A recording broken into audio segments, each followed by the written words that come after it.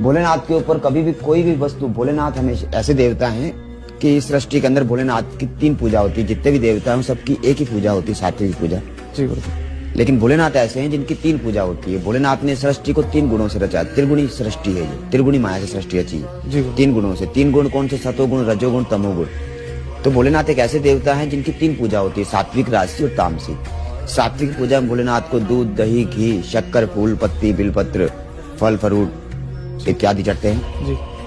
और रजोगुण पूजा के अंदर भोलेनाथ को भांग, धतूरा, गांजा, सुल्फा, सोना, चांदी, राजाशाही पूजा होती है। और तमोगुण के अंदर भोलेनाथ को मुर्दे की भस्म चढ़ती है, जो महाकाल ज्योतिर्लिंग, जो मुर्दे की भस्म चढ़ती है। भोलेनाथ अघोर है, भोलेनाथ से बड़ा कोई अघोर नहीं है। महेशा नाम परो देवो महिमनो नाम पर आस्तुति, अघोरा नाम परो मंत्रो नास्ति तत्व गुरु पर। तो भोलेनाथ से परे कोई दूसरा देवता नहीं। तो भोलेनाथ ऐसे देवता जिनकी 3 पूजा होती है, सात्विक, राजसी और तामसी। और जो जैसा उनकी पूजा करेगा वो उसी तरीके से, सात्विक पूजा करेगा व्यक्ति तो वो परमात्मा के सौम्य दर्शन को प्राप्त करेगा और परमात्मा सदाशिव के धाम को ही प्राप्त होगा वो।